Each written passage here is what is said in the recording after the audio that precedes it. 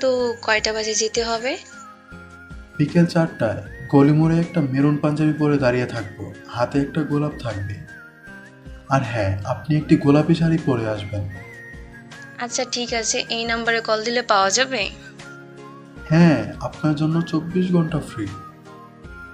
হ্যাঁ হ্যাঁ, নাটক করতে হবে না। পরের দিন। কই আপনি? এই যে ডান পাশে দেখেন দাঁড়িয়ে আছি। হ্যাঁ দেখেছি, আসছি আমি। সত্যি বলতে আজকে আপনাকে অনেক সুন্দর লাগছে। হুম। কলে তো অনেক কিছুই বলছিলেন, এখন চুপ হয়ে গেলেন কেন হঠাৎ? এমনি এভাবে ভয় না দেখিয়ে আনলেও পারতেন। সরি, তবে তাছাড়া আমার কাছে আর উপায় ছিল না। বলুন তো এবার, আপনি আমাকে কোন দিক দিয়ে দেখেছিলেন? আসলে আপনার বিল্ডিং এর সামনে আমার বিল্ডিং, আপনার জানলা বরাবরই আমার জানলা রয়েছে।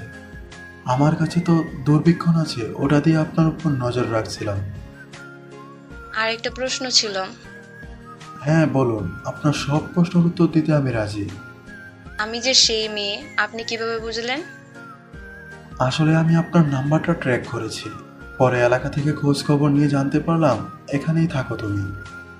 আর সেটাই তুমি, তুমি যে প্রতিদিন কোচিংয়ে যাও আমি তোমাকে দেখেছি। ও আচ্ছা, বুঝতে পারলাম। ও হ্যাঁ, নেও এই ফুলটি তোমার জন্য। ধন্যবাদ। আচ্ছা, আরেকটা কথা বলবো। হ্যাঁ বলুন। আপনার কি আমাকে একটু পছন্দ হয়নি? সত্যি বলবেন। সত্যি বলতে হবে? হ্যাঁ। আচ্ছা শুনুন তাহলে, আপনি সেদিন বলেছিলেন না আমার আপনার প্রতি মায়া হয়েছিল? সত্যিই হয়েছিল।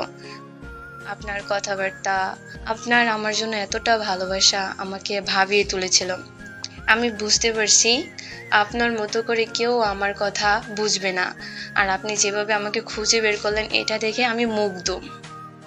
তাহলে আমি ধরে নিতে পারি আমার জন্য কিছুটা ভালোবাসা হয়েছে।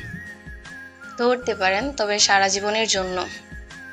আপনাকে আজকে শাড়ি পরে দেখে আমার মন চাচ্ছে শুধু আপনাকেই দেখি।